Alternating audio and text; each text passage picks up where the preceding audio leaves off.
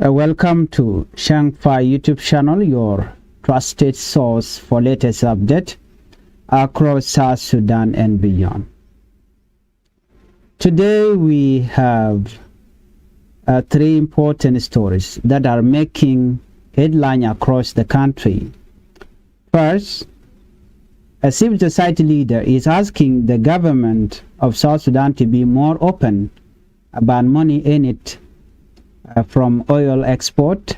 Second, we'll talk about workers in the oil industry are calling for a pause in the implementation of the National Social Insurance Fund.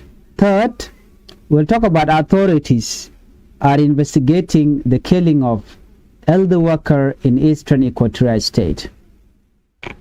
Before we move on, I would like you to help the channel by subscribing, turn on the notification bell so whenever we upload a new video you can be notified.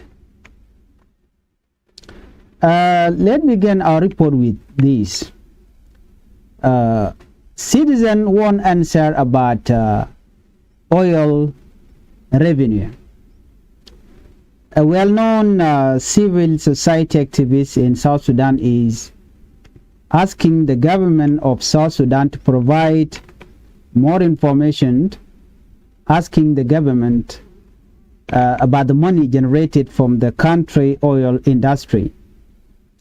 The call comes after the Ministry of Petroleum announced that oil production has increased significantly. According to the ministry, South Sudan is now producing around 174,000 barrels of crude oil every day. Many people welcome the news because oil remains the country's main source of income. However, some citizens believe that announcing production numbers alone is not enough.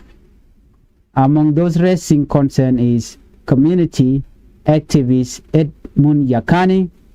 He stated that citizens should also be told how much money the country is earning from selling oil on the international market. According to Yakani, transparency means more than simply telling people how much oil is being produced. He believes the government should also tell citizens how much revenue is collected and how much the money and how much that money is being used, or how that money is being used in this context. Well, Yakani explained that when people know how much income is generated from natural resources, it becomes easier to hold leaders accountable for public spending. Yakani say transparency and accountability go hand in hand. In his view, citizens have a right to know how national resources are managed because oil belongs to all South Sudanese people. The activist further stated that oil income should not only support government operations in the state, he believes part of the revenue should be invested in sectors that can create jobs and strengthen the economy in South Sudan. Well, one area he specifically mentioned is agriculture. For many years, South Sudan has depended heavily on oil. Experts often warn that relying on a single source of income can create economic problems when oil prices fall or production is disrupted. Yakani believes investing in agriculture could help reduce dependency on oil while creating opportunities for farmers and young people across the country. He also pointed to the challenges faced by civil servants. Many government employees have experienced salary delays and unpaid arrears. Yakani says some workers have gone for a long period without receiving their wages. Yakani called on authorities to use available resources to address these outstanding payments and improve the welfare of public servants. Another issue raised by Edmund Yakani concerned the role of Parliament. He encouraged members of Parliament to actively monitor the oil sector and demand regular report on how much revenue is being earned. According to him, lawmakers represent the people and should ensure that information about national income is shared openly. Edmund Yakani also expanded his concern beyond oil. He says similar level of transparency should be applied to the gold sector as well. South Sudan has growing gold mining activities, and many citizens are interested in understanding how much revenue is generated from those operations. As the country oil production increases, the debate over transparency, accountability, and resource management is likely to continue. Many South Sudanese hope that a greater openness will help build public trust and ensure that national resources contribute to national development. Let's look at this report. Oil workers challenge National Social Insurance Fund enforcement. Our second story focuses on concern raised by workers in South Sudan oil industry. Representative of workers and staff union from several major oil companies have called on the Ministry of Labor to temporarily stop the current enforcement process of the National Social Insurance Fund. The workers say they support social protection program and understand the importance of retirement benefit, disability support, and assistance for families after the loss of a breadwinner. However, they argue that the law establishing the fund must be followed properly before full implementation takes place. According to the union, there are important legal procedures that should be completed first. They pointed to several sections of the National Social Insurance Act of 2023 which outline how the fund should be managed and governed. One of their main concerns involved the leadership structure of the fund. The workers say the law requires a board of trustees to be established before certain key appointment can be made. They argue that appointing senior official before creating the board could conflict with the legal process described in the legislation. Union representatives believe that following the correct sequence is essential for maintaining trust and protecting the independence of the fund. Another concern related to implementation procedures. The workers said employer and employees need clear guidance regarding contribution rates, payment system, registration procedures, and record management. According to them, moving forward before these details are fully communicated could create confusion and uncertainty. The union are therefore asking for a temporary suspension of enforcement until all legal requirements are met.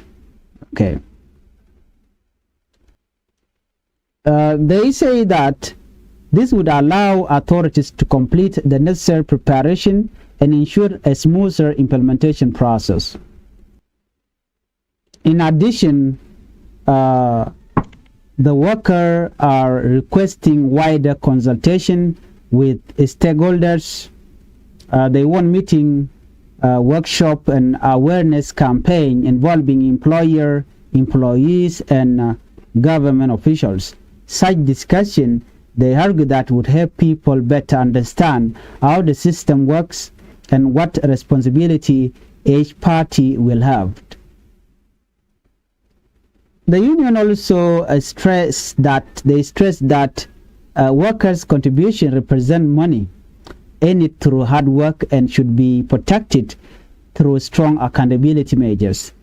To strengthen their position, they have authorized legal representatives to examine the implementation process and engage with government institutions on matters related to compliance with national laws. The discussion surrounding the National Social Insurance Fund is expected to continue as authorities and stakeholders seek solutions that balance worker protection with legal compliance. Let's move on to our third top story. This is a sad one. Health worker killed in eastern Equatoria. We now turn to a tragic story from eastern Equatoria state.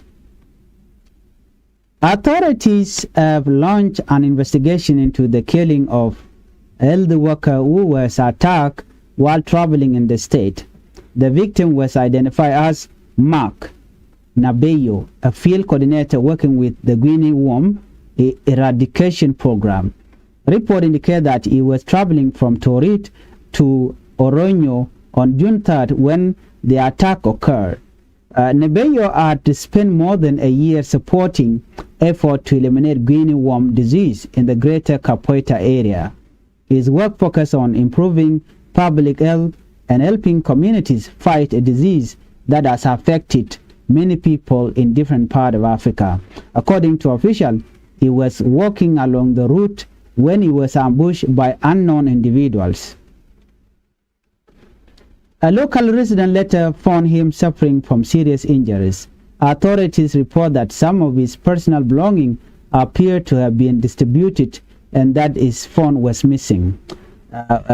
Police investigations are continuing as they work to identify those responsible. The case has attracted widespread attention from civil society organizations, youth groups, and government institutions. Human rights advocates have called for a transparent investigation and justice for the victim family. Many have described Nabeyo as a dedicated humanitarian worker who devoted his time to helping communities improve their health and well-being. Youth leaders in the state also condemned the attack and urged both authorities and local communities to cooperate with investigators. The National Ministry of Health released a statement expressing shock and sadness over the incident. The ministry strongly condemned the killing and called for those responsible to be arrested and brought before the law. Officials emphasize that violence against health workers is unacceptable. They also reaffirm their commitment to working with security agencies to improve safety and ensure that essential health services continue without interruption. The minister extended condolence to Nabeyo family, friend, and colleague during this difficult time. Sadly, humanitarian workers in South Sudan often face serious security challenges. In some areas, aid workers encounter threats such as ambushes, robberies, and insecurity while traveling to deliver services. These incidents not only affect aid workers themselves but can also disrupt important programs that communities depend on. As investigations continue, many citizens hope that those responsible for the killing will be identified and held accountable.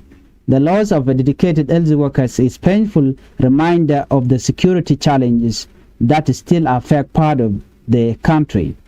Thank you for watching Changfied YouTube channel. If you are new to Changfied YouTube channel, please, I would like you to tip the channel by subscribing, turn on the notification bell so whenever we upload a new video, you can be notified. Thank you for watching. Let's meet on the next video.